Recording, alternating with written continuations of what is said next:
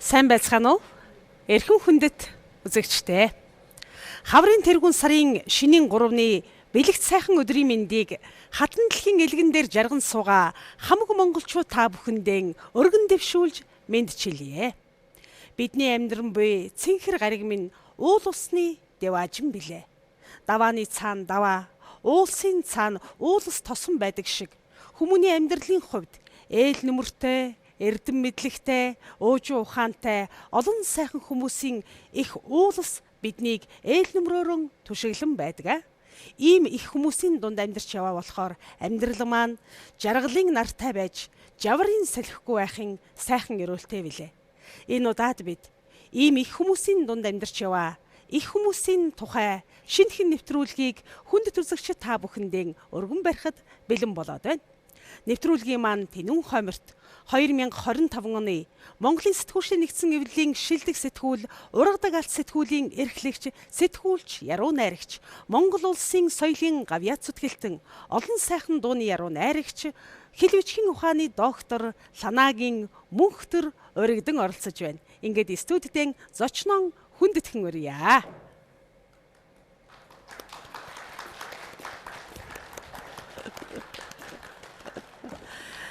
Амар байна уу? Эндээ ямар сайн. Сар шинийн сайхан мэндийг таньдаа өргөн дэвшүүлье. Сар шинийн сайхан мэндийг эрхэм дүүдээ болон энэ үзэгчлийн түмэндээ нэмцлэгээ дэвшүүлье. Тарган сайхан хаваржж байна уу? Ялаа. Танхилчихгүй та. За тэгье. За. Та минь хүнтэй сайхан өвлжиж хавтай сайхан хаваржж байна уу? Тарган сайхан хаварж байна. Онцог тарган сайхан морин жил гарч ийн та. Тэгэлгүй яах вэ? Монгол түмний түүхийн хувьд морин жил олон гайхамшигт үйлийг бүтээсэн бахархалтай жил шүү дээ. Тэгээд ч Сүлдэн хойморт маань заларсан болохоор энэ сүргийн эзэн Монгол мордын их хэмэр Монгол түмний салшгүй нэгэн хэсэг болж бахархалт олон сайхан түүхийг бүтээсэн шүү дээ. Тэгээд энэ жилийн өнгөн дээр эрдэмтэй, эрхэм сайхан ахтайгаан уулзаж байгаадан туйлын баяртай байна. Урилгыг маань хүлээн авч морлон ирсэн таньдаа гялалаа. Ингээд элгэн садан ахан дүүсээрэн нутаг усаан зорин жаргалын дуугаан өргөн байдаг ийм сайхан төгөлдөр цагт уулзан учирцгаасны хоёулаа таны төрж өссөн үлгийн сайхан нутгийн тухай яриагаан эхлэе гэж бодож байна. Баярлалаа. Тэгэхээр хүн гэдэг бол бид хүн гэж л томроод байгаа болохоос байгалийн бүтээгдэхүүн юм аа. Тэр намайг бүтээсэн байгаль бол Говьлтай аймгийн Хөхмөрцсөн буюу энэхүү морин жилтэй одоо ижлэхэн нэртэй ийм нэг сумд онож төрсөн ийм хүн байгаамаа. Монгол хүн морь хоёр бол салшгүй холбоотой, түүхэн одоо улбаатай ийм сайхан байдаг. Монголчуудыг бол морины хэмэртэй гэж ярьдаг. Бид хэмрийн морь гэж ярьдаг. Тийм учраас би бол мориор нэрлэгдсэн сумд төрсөн, морь сонирхож өссөн ийм нэг хүн байгаа. Манай сум бол байдаг л нэг газар шиг хүнд харагдавч надад бол байгаль дэлхийн тэр чигээрээ үн тэрдэнэт ийм сайхан юм. Ер нь ч тэгээд Оросын эрдэмтэн зохиолч Некрасов төрсөн нутгийн байгальд муухай юм гэж байдаггүй гэж хэлсэн байдаг. Би өнөөтэй 100% санал байдаг. Элс шанд, Будтай тойрон, Хэрэл цөл, Хүйсийн говь, Хөхмөр тайрхан энэ хүн бол миний сэтгэл зүрхний одоо өөжинд байнга дагаж явдаг ийм л учиртай юм. Та үгийн эд шидийг үргэлжид сүсэлдэг эрхэм сайхан хүний хувьд нутаг усныхаа шүтэн болсон нэгэн сайхан дуугаар аялгуун сувраг босгосон шүү дээ. Энэ тухайгаан ярил. Тий. Ер нь бол би нутгаан их бичдэг. Хүн ер нь мэддэг юм а бичих нь илүү таашаалтай, илүү сэтгэлийн ундрахтай байдаг. Би Говьлтай аймгийн Хөхмөрт сумд онож төрснөөрөө энэ сумын тухай дуулах, энэ сумынхан дан одоо зориулах ийм л үүрэгтэй. Бурхнаас. Тэгээд би одоо төрж өссөн сөөхөнийхөө мөрийг гаргасан дөргөн нуурын хаан тухай сайхан дуу хийж одоо 30 жил 30 гаруй жил болж байна да дөргөн нуур гэж энэ нуурын хөвөнд би хон хариулж усан баг насаан санаж энэ нуурын монголчууд ярьдаг да одоо аль ховор юман эрдэнэ мөчөддөг гэж. Өөрөөр хэлбэл Хөхмөрт сумынхан бол амны ус гэдэг юмыг шүтэн биширдэг. Яагаад гэвэл малынхаа аяыг дагаж, малынхаа усыг дагаж амьдардаг. Өөрийнхөө усыг 30-40 км-аас зөөж уудаг ийм. Амны ус гэдэг үг магадгүй Хөхмөртөөс гарсан ч байж мэднэ. Тийм учраас би Дөргөн нуурандаа бол одоо дуун суурга усхоос өөргөө. Өөрөөр хэлбэл манай сумынхан нуур усандаа овоо усгадаг. Дөргөн нуур бол жанжи овоо гэж том овоотой. За хөтлийн худаг гэдэг хөтлийн худгийн овоо гэж байна. Баян худаг гэж байна. Баян худгийн овоо гэж байна. Тэр овоонуудыг тагтдаг бид худагаан дахиж, усаан дахиж амьдэрдэг. Ийм л говийн ард түмэн шүү дээ. Үнэхээр сайхан. Ижи аавынхаа тухай сайхан яриаг энэ төгөлдөр цаг мөчид дэлгвэл урхан суугаа бурлуудын буян заяа улам төгөлдөр болох байхаа гэж бодож байна. Тий. Би бол Галиндвийн лхангаа гэж малчин хүний ганц хүү юм аа. Аав минь шударга малч хүн байсан. Тэгээд хон хариулж явахдаа над амьдралын эрдэм заасан. Ер нь хүний сурсан эрдэм дотроос бага насндаа сурсан амьдралын харах ухаан аав ээжийн зааж өгсөн амьдралын их сургуулиас үнэтэй юм гэж байхгүй. Дээд сургууль төгслөө эрдэмтэн мэрэгэн боллоо гэдэг энэ бол эгэлж ирээ юм. Миний амьдралын их сургуулиас сурсан юм л насан турш минь авч явах их эрдэм. Би тэгж боддیں۔ Тэгээд одоо манай аав бол хэлдэг байсан л да. Хон дагаж явж, хон хариулж явахдаа морь унаж та адуу цуглуулж явахдаа өөр өөрийн гэсэн ухаанаар насан туршдаа надад зааж сургасан. Тэр их эрдэм, тэр их хүмүүсийн дэргэд байснараа улбаалж сургуульд орохоор эрдэмтэн олон багш нар, дээд сургуульд орно бас л олон багш нар ингээд миний эргэн тойронд байнга амьдралын их сургууль төгссөн, эрдмийн аяны оргилд хүрсэн тийм сайхан хүмүүсийн дунд байгаа учраас би өнөөдөр өдий зэрэгтэй амьдарч явна гэж ингэж боддог. Тийм ч учраас би хүн хүндээ баяр гэж өөр одоо нэгэндээ хамгийн том баяр бол хүн хүндээ л баяр. Ингэж бодож би сүүл хожимдоо бас ийм дуу хийж ирсэн л да. Бархалтай сайхан байна. Хан тайшрын домогт нуруу халтар манан улсын орон зүүдний уяа зүрхний даллагтай алтай сайхан нутаг бол алдартан гавьяатуудын өлгийн нутаг. Монголын алтан түүхийг баримтгалсан олон сайхан эрхэм хүмүүс энэ нутагтаа онож мэндэлсэн, унаж заяасан ийм өндөр дээд хувь тавилантай. Тэгвэл өнөөдөр нэвтрүүлэгт маань зочноор Говьтай аймгийн Хөх морьт сумын уугуул Монгол улсын төрийн шагналт соёлын гавьяат зүтгэлтэн инх тайвны элч Монголын бүрэн эрхэт элчин сайд цахилгаан хүрэлцэн ирснийг эрхэм та бүхэндээ баяр тайгаар дуулгая. Ингээд таньгаан хүндэтгэн урж байна. За, эрхэм гавьяат таамын сар шиндээ сайхан шинэлж байна уу? За, сайхан. За, тарган сайхан өвлөж байна уу? За, эмэгтэй залуусуудыг тарган сайхан гэхээр ч бас сайхан яагаад байдаг вэ? Зүгээр сайхан өвлөж байна. Сайхан хаварж. Зүгээр сайхан өвлөж байна. Та харин хавтаа сайхан хаварж гэж байна. За, хаварж ирж байгаа гэж бодоод, морин жил ирж байгаа гэж бодоод баяр та. Хаварж да. За, гурлаа. Та хоёрын маань өсөж төрсөн мөрөн гаргаж, өчөн тэнцүүлж, тэнгэр мүрлэж, газар тамгалж амьдэрсэн тэр сайхан гэрэлт он жилүүдийн сүлдэн шүтэн болсон нутаг үснэтэн тухай яриагаар энэ сайхан нэвтрүүлгээ үргэлжлүүлье. Бид хоёр бол нэг үндэсний ургамлаа. Говьтай аймгийн Хөх морьт сумын хүн. Яг нарийн ярих юм бол бас суман дотроо хоёр нуурын хүмүүс шүү. Энэ мөнө гэдэг нь бид нар мөнгөтөр бол ёо Дөргөн нуур, цоохор нуур гэсэн хоёр ихэр нуурын хөөгд. Би одоо сумын нөгөө талд нь сангийн дадаа гэсэн сайхан нуурын хөөгд. За тэгээд хоорондоо ямар холбоотой юм бэ гэсэн чинь бид хоёр үнэхээр сайн яриу садан. Тэр үеийн хаяадууд юм байгаа бид хоёр. За тэгээд гол одоо битэрийн сатсдаг юм нь ном дэвтэр л дээ. Олон жил одоо энэ номын буйнаар одоо ер нь одоо энэ их сурхи ах дүүсэд байхгүй гэхэд нөхөрлөж яваа усууд.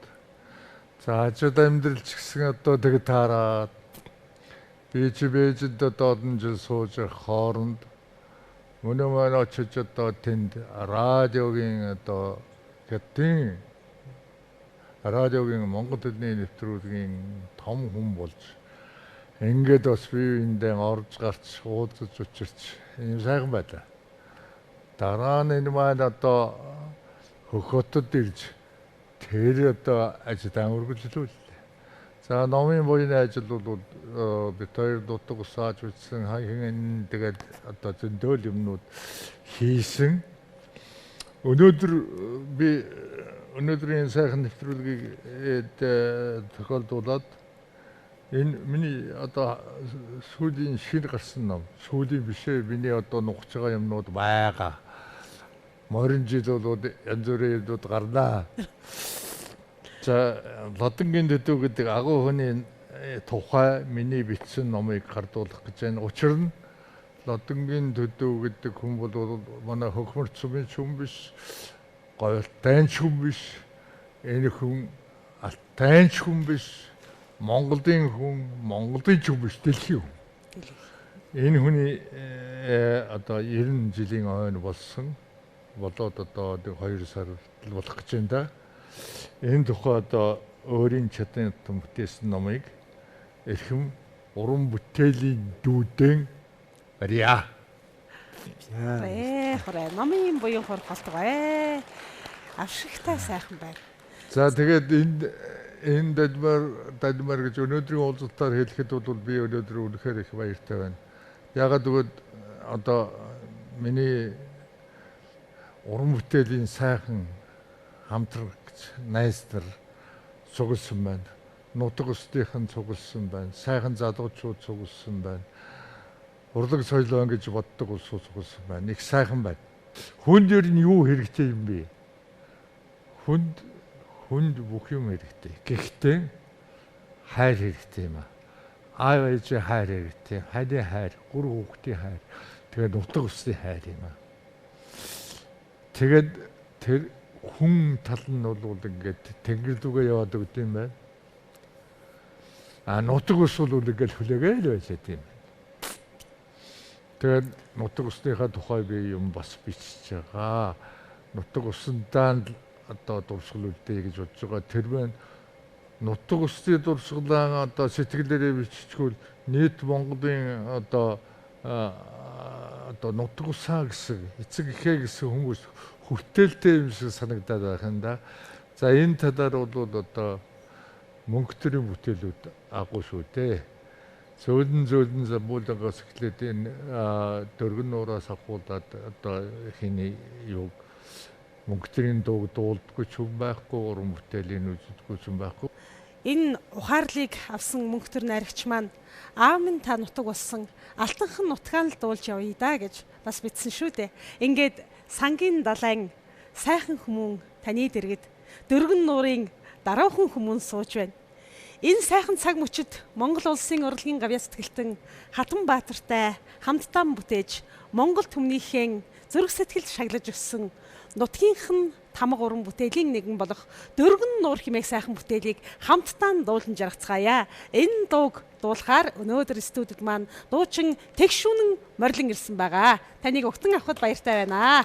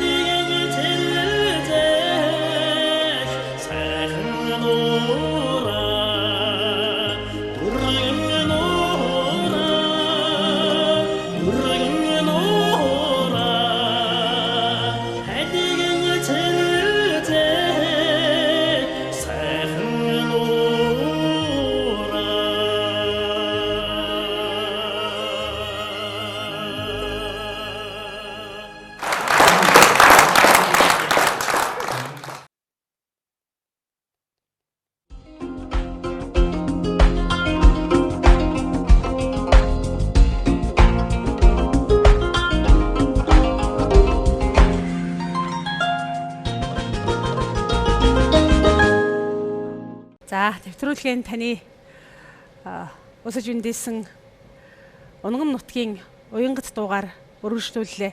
Бахархалтай сайхан байна. Говьлтай аймгийн Хөхмөрч сумын уугуул Монгол улсын төрийн шагналт соёлын гавьяа сэтгэлтэн цахилгаангүй. Говьлтай аймгийн Хөхмөрч сумын уугуул Монгол улсын соёлын гавьяа сэтгэлтэн хэлвшгийн ухааны доктор Ланагийн мөнхтөрийн нэвтрүүлэгт өргөдөн оролцож байгаа нь энэ нутаг усны эдэрхэн сайхан залуус аавынхаа хэмрийг өвлөж, ардынхаа ёсыг дагаж, их хилийн хүндэтгэн дээдэлж, ямар сайхан амьдран жаргаж яваагийн илэрхийлэл боллоо. Нутаг усны тухай сайхан дууг уяран сонссон Алтай нутгийн зан олондос гялалаа. Үргэлжлүүлэн таны эдэрхэн залуунаас бас Монголын радиотой холбоотой амьдралын сайхан түүхээр үргэлжлүүлье гэж бодож байна. Миний амьдрал Говьлтай аймгийн Хөхмөрч сумаас эхэлсэн ийм нэг ургамал байгаа. Сумын хаан бага сургуулийг төгсөж 4-р анги төгссөн алтан соён буттай шар үнэмлэх гардаж авч малхуй малдана гэж хөдөө гарч аав ээжтэйгээ нэг жил хоньны өвчээр өнгөрөөсөн ийм малчин удамтай хүү юм аа. Учир нь юу гэвэл хүний ганц өргөмөл хүү эрх дураараа байсан. Тэгээд одоо 4-р ангиас цааш манай сумд сургууль байхгүй. Зэрэгэлдээ сумдаа очиж сурдаг байсан учраас тэр зүг рүү би явахгүй гэж аав ээж минь явуулахгүй гэсэн байх дотроо ингээд би мал дээр гарч малдаж нэг жил болсон юм аа. Тэгээд дараа жил нь болсон чинь манай сумд 5-р анги хичээлэх боллоо гин. Тэгэхээр н доод ангийнхаа нөхдөөдтэй очиод хамт суучихсан. Ингээд миний сургууль соёлын мөр тэндээс эхэл зурааж ингээд сумынхаа 8-р ангийг төгссөн. Ингээ 8-р анги төгсөөд тэндээс Арангайн багшийн сургуульд оюутан болохоор Илсэн говийн хүн хангай царамд татсан ийм түүхтэй юм. Энэ сургуулиан төгсөж багш болж ирээд Говьлтай аймгийнхаа Баян сумд нэг жил одоо багшилсан. Бага ангийн багш хэлээ. Ардын боловсролын яамны шалгалт гэж юм 10 жилд нэг ирдэг жил нь таарлаа. Шалгалтанд үлдээд нэг жил өдөр шөнөгүй сууж шалгалтаа нэг амжилттай даваад заавал одоо гэсэн цэрэгт яваад өгсөө. Ингээд цэргээс хадагдаж ирээд Улаанбаатарт нэг 2 жил ажиллаад тэгээд Баянхонгор аймгийн Эвлийн хороонд Эвлийн төв орооны томилтоор явсан юм аа. Ингээд Баянхонгор аймаг бол миний одоо амьдралын хамаг их түүхийг өвлж үлдсэн ийм газар. Баянхонгор аймгийн Эвлийн хороонд одоо зааварлагч гэдэг орон тоон дээр ажиллаж тэнд орох одоо үе таалгыг бол одоо Эвлийн тэр сайхан үеийн залуучууд эвлд ажиллаж исэн хүмүүс намайг түшиж авсан. Ингэж би одоо хүнтэй ажиллах арга ухааны анхны цагаан толгойг заалгасан. Энэ цагаан толгойг заалгасан Гомбын Эренчин дорж гэж хүн бол одоо Эвлийн аймгийн Эвлийн орооны 2 дугаар нарын эзэмшгийн дарга буюу пленарын зөвлөлийн дарга гэдэг албатай юм сайхан тостаасан бор хүн байсан. Энэ хүн намайг одоо энэ Эвлийн босгыг алах одоо түшиж хөтөлж оруулсан ийм ач уянтай хүн. Ороод танилцсан бид хоёрын бас уран бүтээлийн ширхэг нэг байсан. Яагаад гэвэл бид хоёр нэгэндээ шүлэг уншдаг, шүлгээ ярилцдаг. Ингээд одоо сэтгэлийн ширхэг, уран бүтээлийн ширхэг нэгдсэн ийм сайхан хүмүүний ачаар Баянхонгор аймгийн Эвлийн хороонд одоо ажилтан болж байсан. Тэр цаг одоо 40 жил өнгөрчтэй. Тэгэхээр өнөөдөр хувь тавилын юм уу Эренчин дорж гэдэг хүний авьяаслаг охин өнөр жаргал надтай ингээд сууж ийн гэж би одоо төсөөлөөчгүй л байсан байх. Ийм нэг хувь тавилан бидэнд байжээ гэж ингэж бодож байгаа. Тэгээд би тэнд 3 жил ажиллачаад боловсролын их сургууль, тэр үе багшийн дээд сургуульд одоо авиасынхаа дуудлагаарч гэдэг юм уу. Намын сургуульд эвлийнхэн явуулна гэдээ байхад би зөрсөөр байгаад багшийн дээдэд хэл орон зохиолоо ингээд орж 5 жил суралцаад ингээд Монголын радиогийн босхийг алгасан. Тэгээд энэ радиогийн өргөн танхимд сайхан хүмүүсийн дунд, сайхан бүтээлчдийн дунд өсөж хөгжсөн хүн ер нь хүн хүнийхээ хүчинд, хүн хүнийхээ дорл өсөж хөгжнө үхээс ганцаараа хүн бол би том бий болж байна гэдэг ийм юу байдаг. Тийм учраас Монголын радио бол миний уран бүтээлч болох замын эхлэл нь байсан. Одоо тэр замд одоо шулуудхан хөтлөгч нь байсан. Тэр олон сайхан хүмүүсийн дод би өрсөлдөж байж өдөө зэрэгтэй хүрсэн ийм учиртай түүхтэй юм аа. Монголын радиогийн алтан босго таныг одоо их нутгийн хаан шаргалхан талаар ухааны ургац хураах, эрдэмт хүмүүстэй аяны дөрөө харшуулах, тэднийхэн сайхан үг сургаалыг сонсож амьдралын их ухааныг сурах ийм харгуй дардан замыг хөтөлсөн гэдэгт эргэлзэхгүй байна. Тэр тусман ургацын далай нэвтрүүлэг. Тийм ч учраас өнөөдөр энэ сайхан нэвтрүүлгийн маань тэнийг хомирт энэ удаад Монголын радиогийн алтан босхын ариун түүхийг тантай хамтдаа эргэн санаж олон сайхан дурсамжийг бидэнд төлөхөөр морлон ирсэн Монголын радиогийн малчин нэвтрүүлгийн редактораар мөнх трахта маань нэгэн цаг үед хамтдаа ажиллаж олон сайхан түүхийг бүтээсэн соёлын гавьяа цэтгэлтэн Шагдар Сүрэнгаа маань морлон ирсэн байна. Танд сар шинийн сайхан мэндийг өргөн дэвшүүлье. Баярлалаа. Үзэгч олондоо сар шинийн мэндийг өргөн дэвшүүлье. Манай алдарт сэтгүүлч Базарын Цэдэн ахын одоо жинхэнэ микрофоныг гардаж авсан унган шавна. Тэгээд багшийнхаа хийж байсан нэвтрүүлгийг үргэлжилүүлж авсан. Тэр үед Цэдэн газар хүн 2 гэж тийм нэвтрүүлэг хийдэг байсан юм. Тэгээд би радиод очиод газар тэнгэр гэдэг нэвтрүүлэг хийдэг болоод мөнгөтөр маань радиод очиод газар шороог нэвэд. Өөрөөр хэлбэл 2 хуваагаад авчмаад байвал 2. Тэгээд нэг нь тэнгэрээ ярьдаг, нэг нь газараа ярьдаг. Ийм одоо зэрэгцэж сууж байгаа л тийм юм хийж одоо болсон судаа. Мөнгөтрийн тухай би тодтож ярихад бол манай мөнгөтөр ерөөсөн зүгээр суудгүй. Энэ зүгээр товчоор хэлэх юм бол маш хөдөлмөрч гэх юм одоо тийм ээ. Энүүгээрээ бол одоо Үнэнхүү гайхамшигтай. Зөв зүгээр байж их чинь 365 гэл нэг өдөрт баг нэг ном шохом хийгээд байна шүү дээ. 365 хоногт л нэг ийм ном гаргаад авах нь шүү дээ.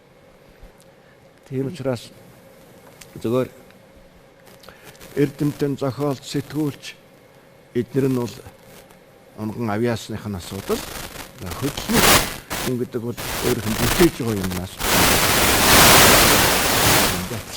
Маш сайхан байна. Таны энэ өдөр сар шинийн баярын ийм сайхан цагаар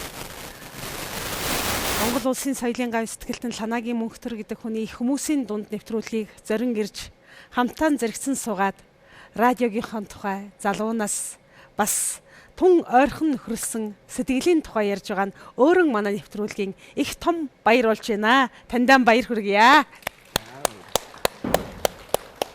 Хайр сэтгэл, гэр бүл, амьдралын тухай дурсамжаар мэдээж үргэлжлэн хөвөрч таарнаа да. Тийм. Хүн гэдэг бол хайраас төрсөн юм билээ.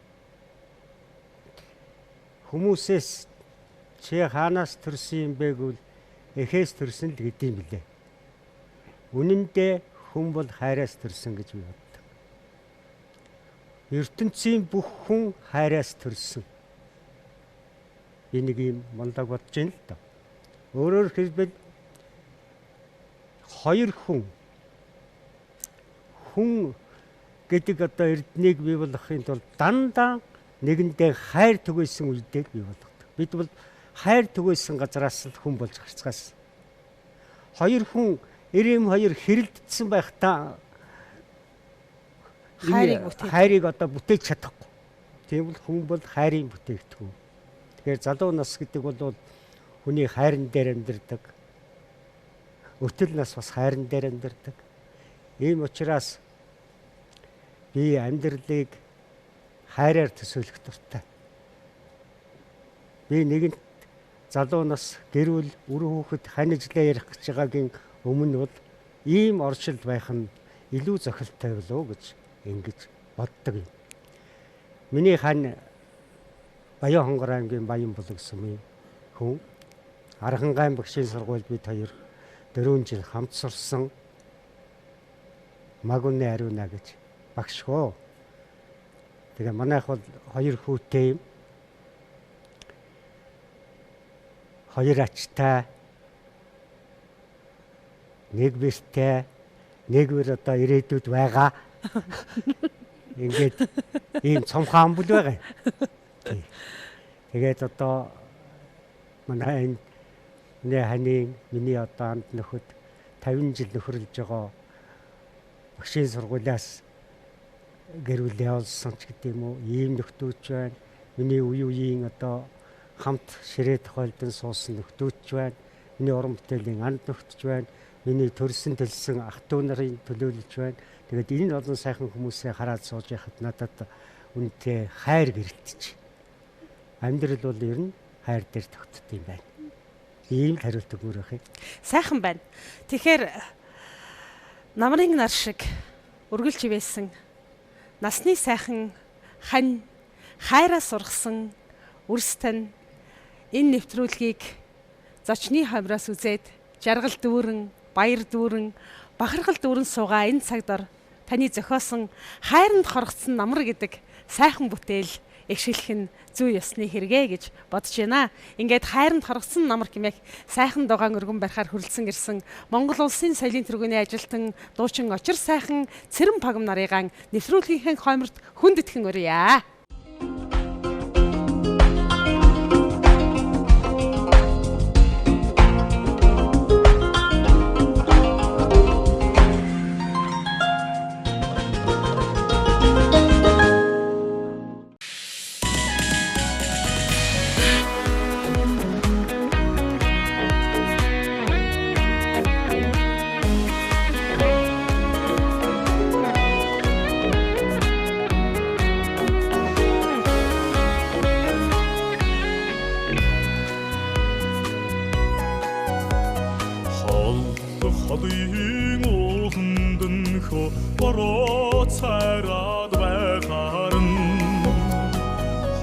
Numur çahın çamağa Basın sonu gidike bakta Namçın hayır zırhlıke Bennin harik içere Namuri murata ödürüdik Numur gıcı şükürlücü yavida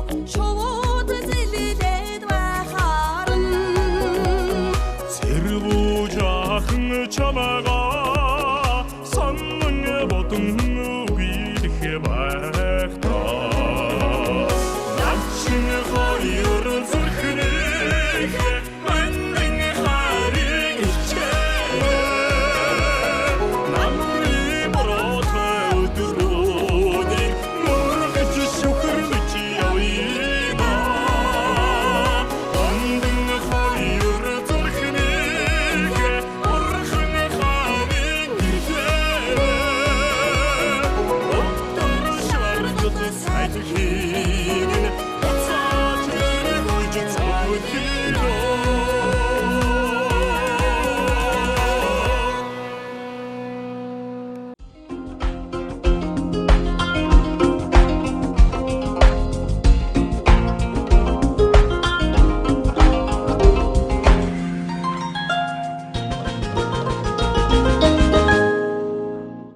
За Мөнхтөр ах маань 365 хоногийн туршид уншигчтайгаа үргэлж хамт байдгаа гэж боддог. Учир нь онч үгсээрэн дамжуулан таны усыг зажиж болохгүй, ухааны шавхаж барахгүй гэдэг ч юм уу, уг амаар амилдаг, үзэг бихээр амилдаг, эсвэл сүүлтэй чон шудраг зантай, сүүлгүй чон худраг зантай ч гэдэг юм уу. Сэтгэлд хадаатай олон сайхан үгс. Монгол түмэн аль хэдийн зөөр үг мэддэг болсон. Энэ тухайхан хоёлаа хуучлаа. Ерөөс энэ өөрөө олон үгэнд олцгүй, цөөн үгэнд гарцгүй байхын эхлэл юм уу? Үгний цөөн дээр, үнэгний улаан дээр ч гэдгийг. Тэгэхээр хүн хөгжлийн боол болдсон байна гэж би боддог. Нэг үе бид номноос салдгүй байсан. Одоо утаснаас салхаа байсан. Тийм учраас богинохоо юм бичвэл уншичаад байхыг би энэ цахим ертөнцөөс хараад байгаа. Жаахан урт 2 хуудас бичээдхтэй зэрэгэл тэрийг үзэгч нь цөөрөөд байгаа. Тэгэхээр ингээд өглөө болгон нэг ганц өгүүлбэр хэлж өгье дөө гэж ингэж бодоод үүнээс сэтгээд 365 гэж энэ онч үгсийг монголчууд бол цэц үг, онч үгс, цолд үг энтергээд янз бүрээр нэрлэж байна. Би бол энийг цэц үг гэж бодож байна. Цэцэн үгтэй ойролцоо учраас. Цэцэн үг, зүүр үг хоёр чих ялгаатай юм шүү дээ. Зүүр цэцэн үг гэд бид яриад байгаа болохоос аман зохиолын Ведаас хоёр төрөл юм шүү. Түүн луга энэ цэцэн үг гэж хэлж болгоч нэгэнт ардын аман зохиол цэцэн үг байгаа учраас энийг бол би цэц үг гэх нь оновчтой. ертөнцийн хэлээр бол апризм буюу Францын одоо алдарт апризмч цэцүүгч энэ одоо үүсгэн байгуулсан энэ уран бүтээлийн тойролд хүргэсэн гэж ингэж үздэг ийм л төрөл байгаа. Тэгээ энэ 365 хоногт өдөрт нэг үг хэлийдээ хүмүүст гэж ингэж 3 бот гаргасан. Дөрөвдөх нь одоо бас бэлэн болж байгаа. Энэ бол миний цахим өглөөний мэнд юм. Мэндээч гэлээ нэг мэрэгэн үхтэй байлгая л гэж л монголчууд бол ер нь одоо мэрэгэн цэцэн мэндтэй устай хамгийн олон мэндтэй ард түмэл монголчуудගේ төдөөгаа ичсэн байдаг. Өдрийн 3 мэндтэй. Жилийн 4 мэндтэй. Өөрөөр хэлбэл өвөл болохоор сайхан өвөлжиж байна уу, тарган 50 50. Зун болохоор одоо сайхан зусч байна уу, мал сүрэг тарганууч гэдэг юм ингээд үлрэлийн мэндтэй, өглөөний мэнд, өдрийн мэнд, орой мэндтэй ийм мэндийн орон.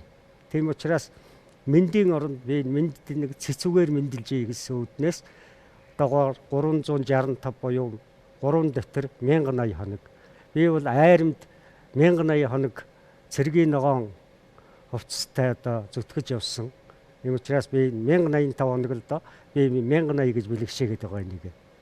Тийм учраас хүний одоо уураг тарих бол өөрөө нэг том үйлдвэр юм. Энэ үйлдвэрийн одоо чигжээс нь болгодээ гэж. Эндээс хүн санаа өгдөө гэж. Тийм ээ. Ширээн дээр нь байжгаад аятайхан үг хэлмээр санагдвал сөхөж үзээсэй гэж энэ номыг бүтээсэн төвхтэй юм аа. Их хэлнийхэн янзшгүй баян арвин сангаас өөрийнхөө мэдлэгээр худахын зэрэгцээ бусдад түгээхийн төлөө их хэрмэлцдэг хүн. Таны бичсэн эссе, ойлгого, өгүүлэлэг, дурсамж, дуртгалын олон ном бүтээл бий. Энэ удаад нэвтрүүлгийн маань зочноор таны тэр сайхан бүтээлүүдээс дээшлэн төлөвлөхаар Монгол улсын ардын жүжигчин Гомбын 10 дан морилон ирсэн байна. Таныг хүндэтгэн үрье.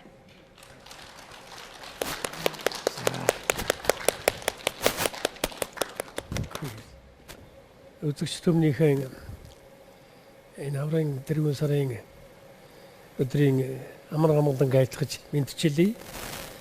За тэгээд одоо энэ хүн нөхөр мөнхтөр болбос гэж байгаа л хэлээ шүү дээ. Тий. Тэгээд манай шагдар сүрэн мөнхтөр энэ төр бол Монголын радиод орчоод нэлээд хэдэн жил болсны дараа 90-ад оны дундуур би гэдэг хүн араажгүй босхыг анх алхажээ. Тэгээд л одоо анх ороод одоо танилцсан улсууд нь бол яхахгүй энэ Монголын радиогийн шин нэрийн радио станцийнхан гэдэг энэ шижигнсэн олон сайхан чадaltaй, авиастай, нэртэй суутай юм сайхан сэтгүүлчтэй байлаа. Тэр л цэндийн чимэд төрж тийм ээ. За тэгээд Дамбын шагдурсрын санаагийн мөнгөтөр Сэрэн жамцын таштамч гэдэг юм уу тийм ээ. За тэгээд одоо Чимэн дарвдангийн Мягмар сүр энэ төр гэдэг ийм сайхан улсуудтай хамгийн түрүүнд танилцсны учир нь бол эднэр тэр 3 давхрын Пүрвжийн цагаан гэдэг найруулагчийн студид хөвчлэн нэвтрүүлгийн бичүүлнэ. За тэр студид нь байгаа одоо ажиллаж бас тэр цагаан гэдэг найруулагч бол араажийн алдартай найруулагч.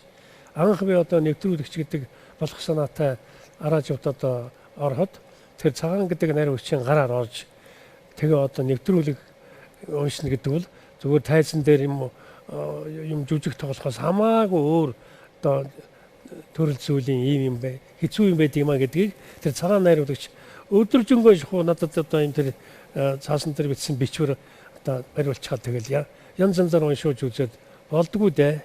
Ерөөсөө чадахгүй. Наадах чинь жүжигчний монолог бишэлг энэ одоо юу гэдгийг нэмээ. Наадах чинь нэвтрүүлгийг ингэж унших. Наад бичвэрийн цаад хэлгсэн санааг сэтгүүлчийн бичсэн санааг ингэж гаргах ёстой маа гэд хэлээд байдаг. Би ойлгодог уншаад байдаг яадаг. Тэгж жагаад эднийх чинь болоод ирэхтэн зэрэг нэвтрүүлэгчийн хэрэг байхгүй шүү дээ. Мөнхтөр орж ирээд нэвтрүүлгийн хөтөлчвөл ярьчаал гараавчихна.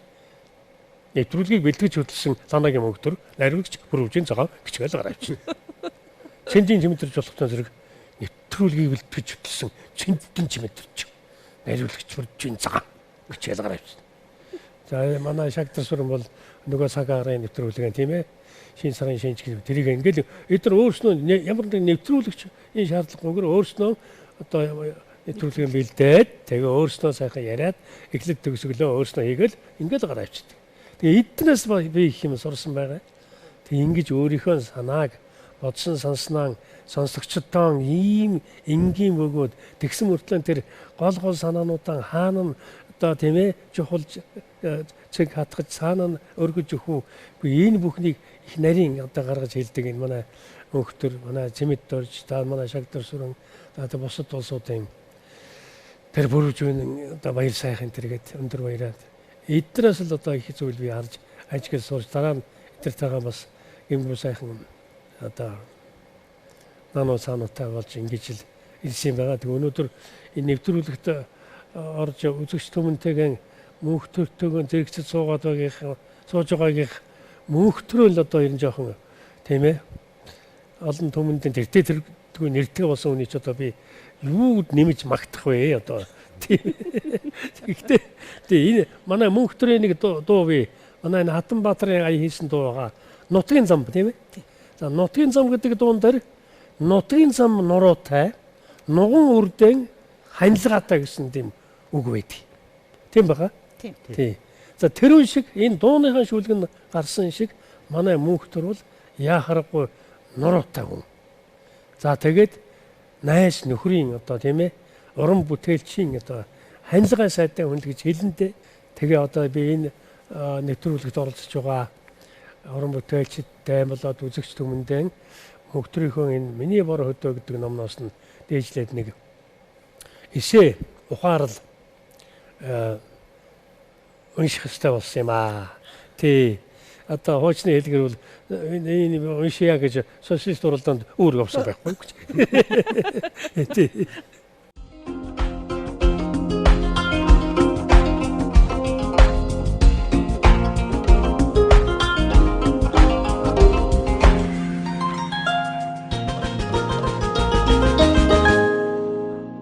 Энэ сайхан хорвоо дээр яаж шуухан яваад төрсөн бодийг хувиргах билээ. Бүхнийг мэдж бүлтгэр хоёроор харж, дэлдгэр хоёроор сонсож, сарвгар хоёроор тэмтэрч, сархагар хоёроор үнэрлэж яваад насыг илээхээс илүү жаргал гэж өр байдаг болов. Гэхдээ буруу эргэсэн хорвоогийн бурамтгийг бусдаас төрүүлж барих гэдэг ууламж хүний зам болов.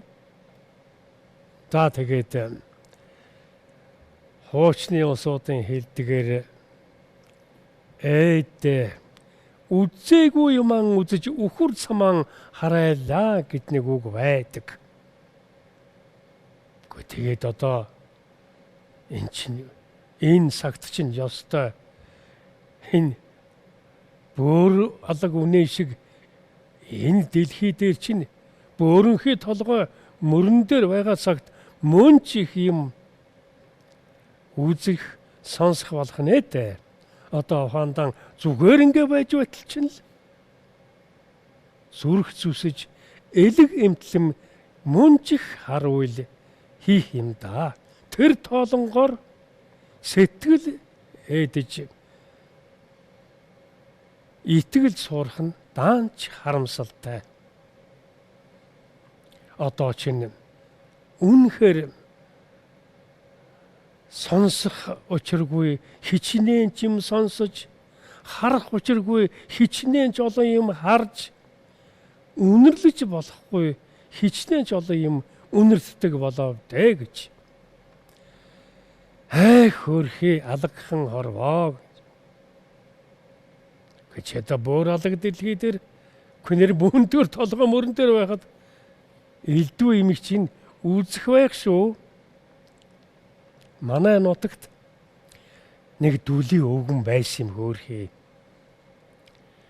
Яхав хөөрхий. Хизээнийл хөлсөн шударч гисэн л гүйж явна шүү дээ. Айлын багчуул ар хормой дээр нь сууж элдвэлэхэд харахгүй бол ёор мэдэхгүй. За тэгээд л амтэн хүн мэндэлсэн ч за бүр арааж зүгсэн ч гэсэн ёор тоохгүй сайн хөө сайн уу гэчгээл инээж л явах. Бүр зарим нь бүр дүлийн өвгний дэрэгдэн. За энэ мүү дүлийн юу л дуулдаг юм. Бас тэгээд их сонсдог юм шиг чихэн дэрмэлгэж ирээд бас үгэнд дурлаж байгаа гинэ хөөж. За дүлийн годлын минь холд гэд дохиход хөөрхий минь дорхноо л яваад өгнө. Харин тэр дүлийн өвгөн ямар сайхан сэтгэлтэй хүн байсан гэ. Гэхдээ одоо амтан хүнд уурлаж бухимдна гэж байхгүй. За хүүхэд, шуухад, хөгшин, хөвөө, эр эм ялгалгүй бүгдэнд нь тус болгохыг л өмнө хойнороо л өөрөө юм шиг л тусд юм болно доо. Тэнд уурлаж уцаарлана ч гэж байхгүй. Улаан гараараа л үзэн. За тэгээд явхад нь нэг өдөр би санамсаргүй харахнаа дөвлийн өвгөн нэг л гонигсэн царайтай байсан юм аа. Тэр өдөр нь ч нэг бороо шиврээд ямар хууч янзтай байлаа да, нэг намар орой цаг байсан санагдана. Тэгсэн дал мөрн нэлээ норсон, даван дэлн нэлээ норчихсон. Тэр малын хашааны өрөөсөн болонд их л уруур сарайтай зогсож харагдлаа. Тэгэхэд нь би яасан бол гэд гүйж очлоо. Харин тэр дүүлийн өвгөн маань урдын шиг намайг инээж өгцсөнгүй. Харахнаа нүүр царай нүд нь бүр гөлөж гисэн байлаа. Намайг бороонд нороод дэрэгдэн зогсоод байхаар тэгс юм уу, яасын хөрхий. Гэнт нэг уртаар санаа алдснаа. Толгойг юм нэлж. За хүүмэн мөн өвгөн ах нь энэ олон жил сайн муу юм сонсолгүй амар жимэр явлаа. Өнөөгөө сэрэд болсон чинь энэ мүү хоёр сэрэмгэр чих маань нэг жоохон симхэ орсон юм уу яасан дүнгнээд л нэг шүжиг надч байх шиг оргоод тэгснэ хоол ойрын юм холдож ойртож сонсогдоод янз нь онгоох шинжтэй шүү. Тэгж байсан чинь одоо гинт онгойсондоо болоо тэр юм уу хажуу айлын хоёр хоорондоо нэг юм их л аминчлан ярьж байгаа нь бүр бүдэг бадаг сонсогдлоо. Технэр гүйрдөө мө өвгнийгөө ярьж байна. Хөөш. Энэ мө дүүлийн өвгөн юугаа мэддэг юм бэ? Тэр хоймрынх нь авдран дээр байгаа алтан бурхныг сэмхэн аваад зарчихъя. Айгуу цаадагч үдэд унтсан байгаа та. Гэж ярих нь дууллаа. Чи би юу сонсох нь энэ вэ гэж гайхлаа. Төдөлгүй хаалга тор гэгээд нэг хүн ороод ирсэн чинь хажуу айлын залуу. Тэгсэн унтаагүй сэрэн хөвдөж байгаа намайг гинт хараад цочин зогдуулснаа. Муу дүлийн годил чинь унтаагүй сэрэн байгаа мó гэж хэлчихэд нэг дуртай дургүй нэг муу инээмсэлгчэний аязаад хэв нэг гараа явчихлаа. Хэнч одоо би бодлоо да. Хөө бас хачи юм да. Энэ дүлий болно гэдэг чинь бас нэг бодлын хүйрдөө. Тэгээд энэ олон жил таг дүлий тагларч бөглөрч явсан чих нэг онгоогод шуугаад ирэхлээр зэрэг дүнгнээд шуугаад сони юм шиг санагдаад явчлаа. Ээж хэлээд өвгөн за өвгөн нь зөндөө юм ярьчихлаа. Алив хүмүүн хоёулаа манайд орё гээд гэрлүүгэн зүгэллээ. Би ч өвгнийг дагаад гэрт нь орлоо.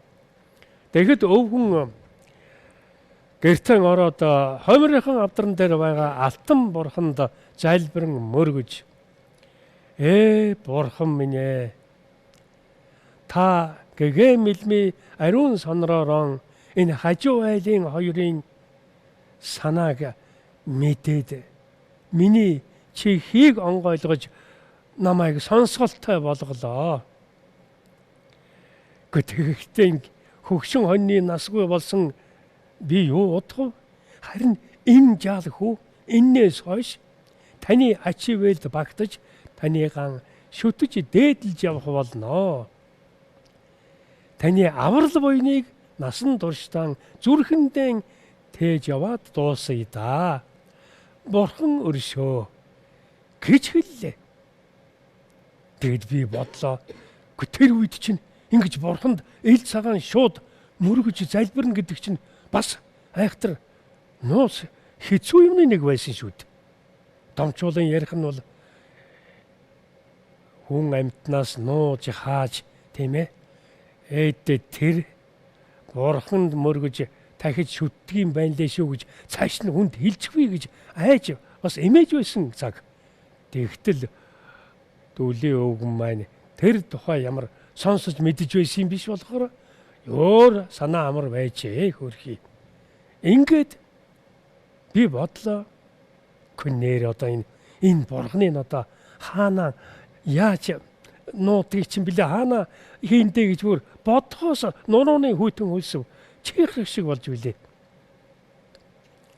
Тэгж байтал өвгөн над руу эргэж хараад нэг сайхан хүсэл нь биелчихсэн юм шиг санаа нь бүр нэг амарч уужраад сарын амгалан болж сайхан гэрэлтэж ирээд за боллоо миний хүү. Бурхныхан чихийг зөндөө л ашиглалаа. За тэгээд энэ хорвоогийн сайн муу юмыг дуулалгүй амар жимэр явсан цаг маань хичнээн ч сайхан цаг байсан юм дээ.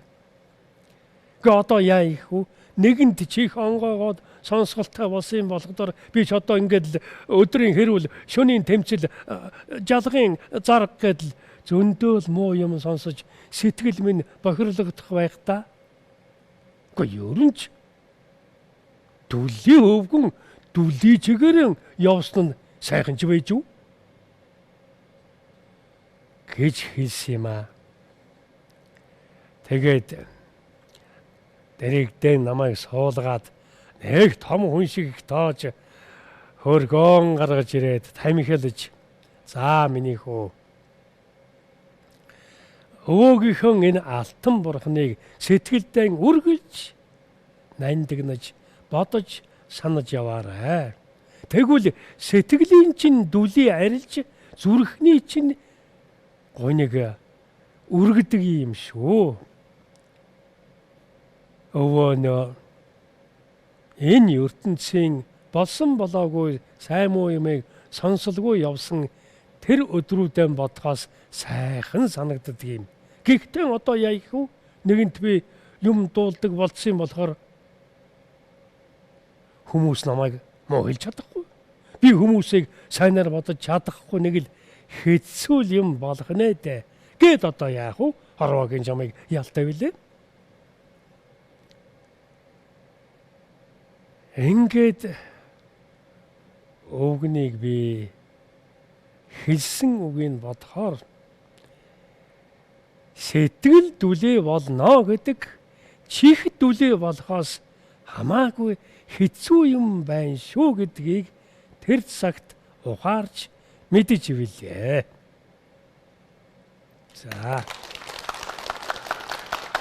За одоо танд зохиогч нь энэ шүү дээ. Зохиогчд нь баяр хүргэе да тийм ээ. За.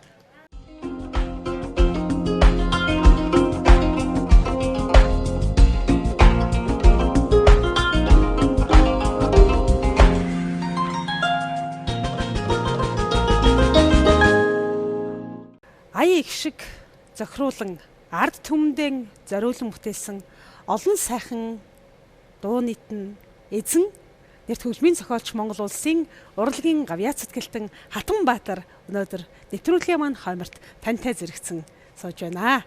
Тандаа сар шний сайхан мэндийг өргөн дэвшүүлье. Баярлалаа. Мөн одоо монголчуудаа сар шний мэнд төргий та бүхэн сар шиндээ сайхан шийцгээж байна уу? За сайхан байна Хатанбаатар хаа. За сайхан шинж байна. Тарган сайхан аварч байна. Сайхан одоо Хоёр их хүмүүн. Хөтөл төрөл өндөр байна. өндөр байна даа. Та хоёр маань хамтдаа хэдэн дуу бүтээв? Чухам ямар бүтээлээр аяны дөрөө ганц ганх нийлвэ? За би тэр бол одоо нийтдээ нэг 6-7 дуу одоо хамтарч бүтээсэн. За мөг төрөлмний найз. За найз болгосон зүйл юу гэхээр би тэр уран бүтээл мөнх төр маань одоо анхныхаа шүлгийг нутгийн зам нэртэй шүлгийг надад өгөөд би тэрэнд аялгаа хийгээд одоо манай ард түмний хайртай дуртай дуулсан 1994 он зохиогдсон дуу одоо ингээд 32 дахь жилдээ ард түмэн дуулж байна. Тэгээ тэр нутгийн зам дуу бүтээснээс одоо бид хоёрод өнөөдөр уран бүтээлийн андууд сайхан найзууд бид тэр одоо нөхөрлүүлж найзлуулсан уран бүтээлийн анд болгосон анхны бүтээл бол нутгийн зам байгаа. Сайхан байна. Өнөөдөр олон уран бүтээлчид энэ дууг дуулж, амьлуулж, ингээл үе үедээ Монгол түмэн маань дуулж яваа.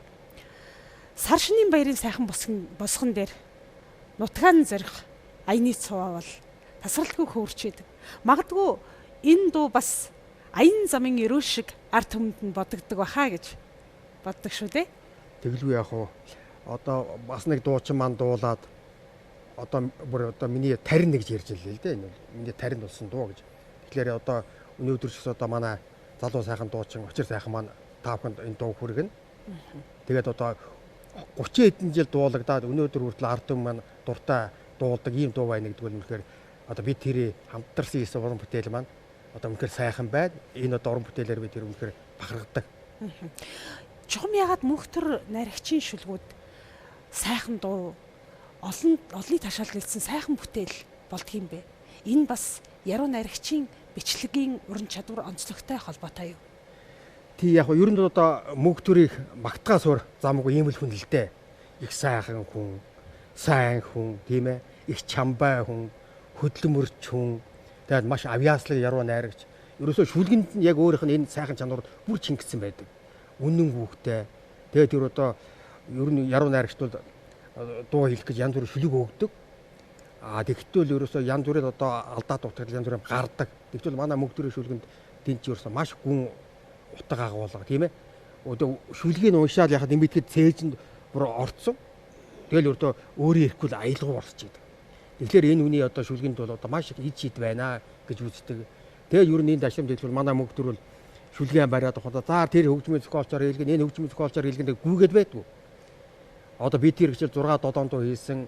Одоо ер нь бүгд тухайн үедээ бүрээс хийт болцсон ийм дуунууд байгаа. Мөнхтөр маань ярьдаг. Надаас одоо тэр хөгжмийн зохиолч нэг шүлэг өгөөч гэж хэллээ. Би тийм шүлэг өгсөө. Гэтэл дараа нь нөгөө өгсөн шүлэг нь дуу болцсон хийт болцсон байж идэг. Тэгээ өнөөдөр бол одоо би мөнхтөрийгөө сайн мэднэ. 20 гаруй дуу нь бол үнэхээр одоо манай Монголын ард түмэнд дуулдаг хийт дуу болсон. 20 гаруй дуу хийт болно гэдвэл энэ бол одоо яруу найрагчийн хувьд бол одоо маш том үнэлэлт. Одоо насаараа яруу найрагчийн шүлэг бичээд нэг ч дуу хүн байгаа шүү дээ. Тэгэхээр энэ үений шүлэг ямар үн цэнтэй байна тийм ээ?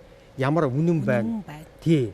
Хүмүүс яаж хүрч ийн? Хүмүүсийн хэрэгцээ шаардлагыг яаж хангаж ийн? Сэтгэл санааг яаж өргөж ийн гэдгээр энэ бол зөвхөн одоо хийт болсон дуунуудаас илгээд одоо хангалттай. Тэгэл энэ одоо шүлгийн одоо юу хэлэхэд бол маш гоё хэллэгтэй тийм ээ. Одоо нутгийн зам нуруудаа нуган үрдэ хайлгаа талгын зөв явбал зөөлөн зам бол гэн одоо тийм үгийг хинч хэлсэн юм дээ тийм ер нь. Тэгэхээр би бол найзаараа бахархдаг одоо шүлгийн тал дээр л манай мөнхтөр л үнэхээр чамбай бичдэг. Өөрөө бодож бичдэг юм шиг байна.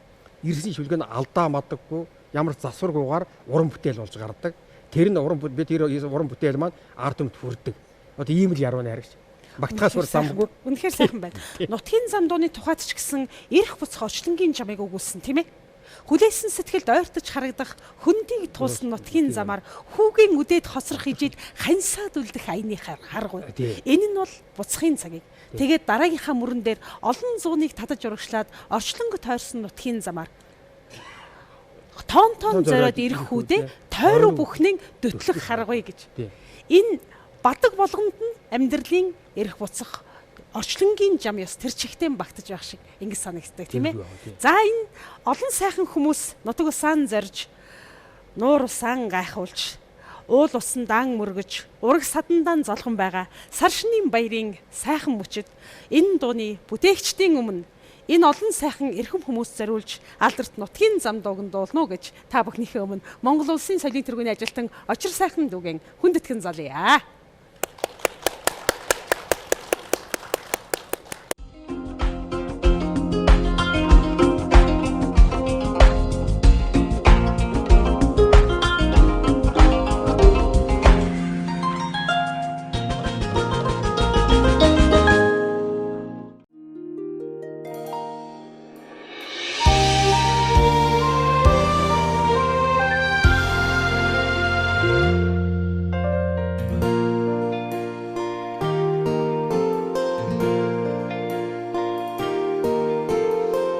Эсэн сэтгэлд ортж харагдах Хөндөй тулсан нутгийн замаа Хүүгэн үдээд хоцрохэчид Хансаад үлдэх айны харвы Нутгийн зам моррота Могон үрдэх хайлгата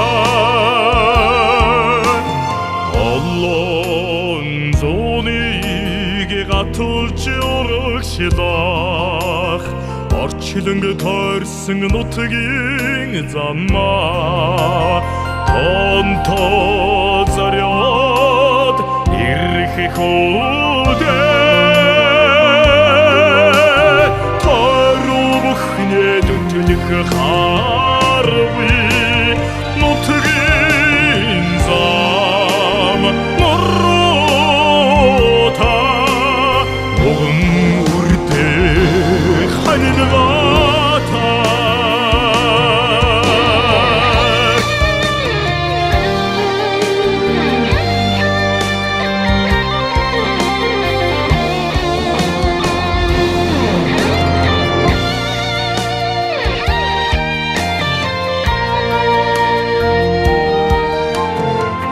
Солдон чаргаад элчилж хөтлөх Зураг төрхтэй нутгийн замаа Сүрэх догдлоод хандан очход Зүргэжин тодорхой харвы Нутгийн зам моррота Могон үрдэх хайлгата Нутгийн зам моррота Могон үрдэх хайлгата Могон үрдэх хайлгата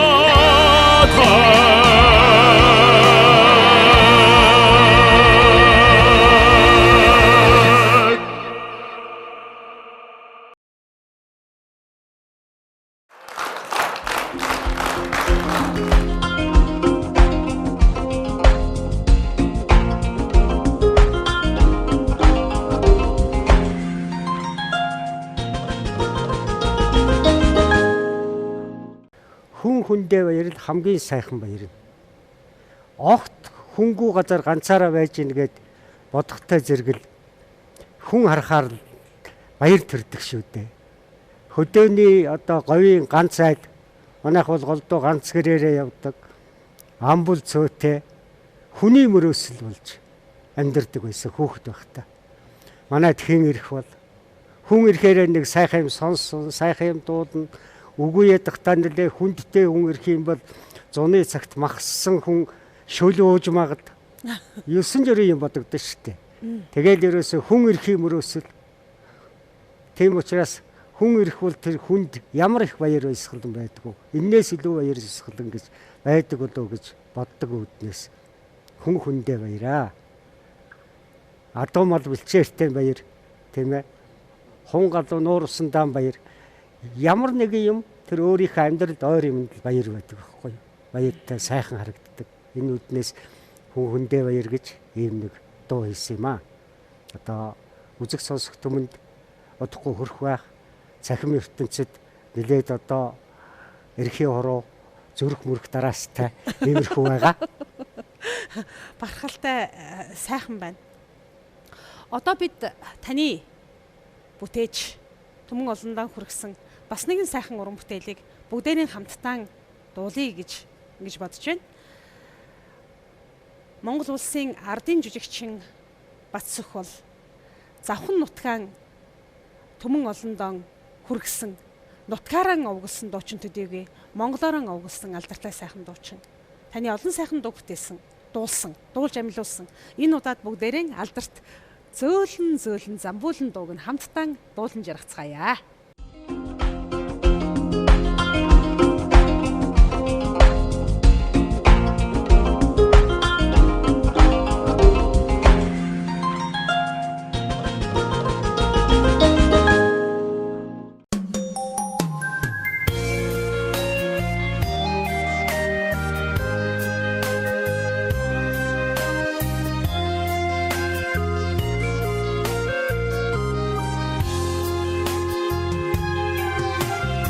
Айлунэрцэн цэнхэр талын адуун дамда сорлог байдаг 오조тай ухаантавэн угэн дамда эрдэн байдаг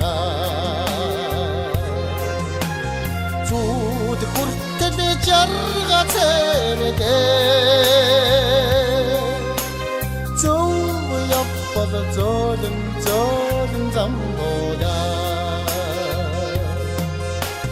наруудсэн бород говэн салхан данда уллэмадэга насан өндөр сайхан нэжимэн санан данда сообадэга зүуд хүртэл жарга цэрэдэ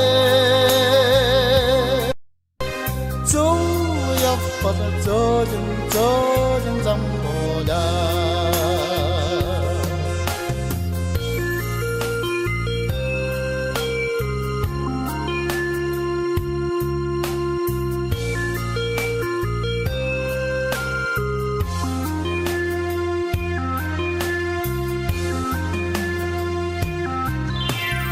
үчин тулай хэрсэн ботгийг харахад нэг нөмөртэй байдаг үе алсан бүсгүй хүний хатсан дандаа зодон байдаг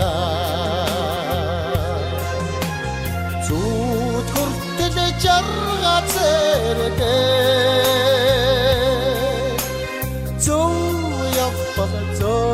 зөөлөн замбода зүуд хүртэл жарга цэрэдэ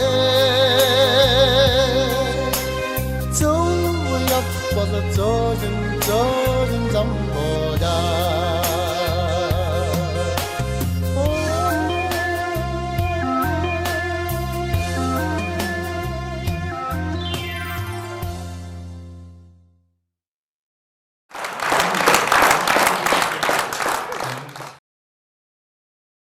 Яруу найрагчдаар бичүүлээд байна уу, бичээд байна уу мэдэхгүй. Ямар ч байсан нийгмийн захиалга юмсыг ийм дуунууд их олон гарч ирж идэг. Цаг үеэ тодорхойлж идэг. Би чагнаад байхны аюулгүй дөрөө чинх дэргэд хүүхдүүлэхин зохон гол элсний нүрэл чимээгүй гэл хадмаа хаяа төссөн миний харцыг яагаад татаад байна гэл энэ дуу 80 хэдэн онд дуулаад 90 он гарангуут бас нэг тиймэрхүү нийгэм гарч ирж исэн. Одоо бас сансан, дурсан, салсан, саринсан, шалтсан ийм нийгэм гарч ирж исэн. Дараа нь одоо 2000 оны үед л өнгөрсөн, омгоцсон, бардсан, баяргсан ийм дуунууд гарч ирж исэн. Тэгээ яруу найрагчдын тэр онгод гэх юм уу, овдөв гэх юм уу, зүн бэлэг гэх юм уу, зүүн совин гэх юм уу, ямар ч байсан нийгмийнхаа өмнө нь ингэж бичээд идэг. Тэгээ монголчууд бол бас нэг хэсэг бол жоохон зах зээл өөрийгөө олж авах гал ингээл амьдрах гал ингээл зүтгээл алдаж оноол баярлал гутаал ингээл явж исэн. Тэгээ зөв явуул зөөлөн замбуул ингэж энэ дуу бол нийгмийн захиалга шиг манай одоо Хангагийн мөнгөтөр маань шүлгийг бичээд Норвегийн баасан дөрждуулаад тэгээ би ч гэсэн миний зам бас дардан байгаагүй. Зохноос ирээл энд ингээл янз бүрийн болж ил явлаа. Тэгээд энэ дууг дууснаас хойш бол одоо зөв явахаас арга байхгүй болж нийгэм даяараа бол монголчууд бол бас нэг зөв тийшээгээ ийм ухаарлын дууны эхлэл гэж хэлж болно.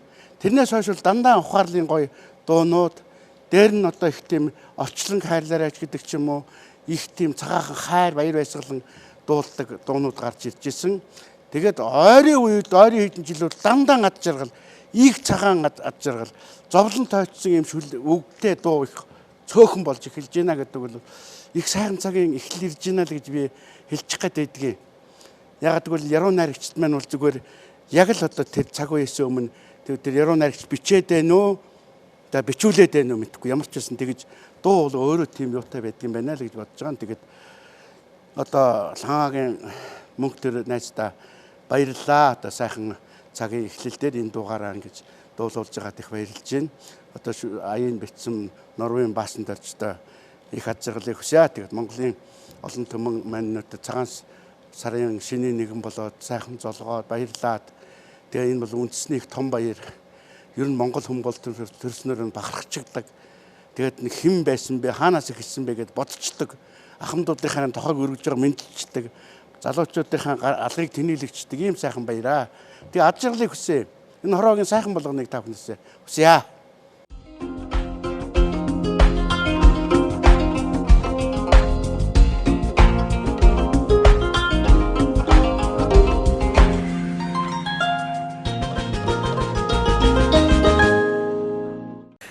Зөөлөн замбуулан хэмээх энэ сайхан дууг Монгол түмнийхэн аман түлхүүлж өгсөн яруу найрагч Монгол улсын соёлын гавьяа сэтгэлтэн Ланагийн мөнхтөр энэ сайхан дууны аялгыг бүтээсэн хонгор сайхан нутгийн нэр төгжмийн зохиолч Монгол улсын соёлын төргийн ажилтан Баасанд орж энэ дууг түмэн олныхон зүрх сэтгэл шигтгэж өгсөн ардын жүжигчин Батсүх Нартан чин сэтгэлийн талархлыг дахин илэрхийлье.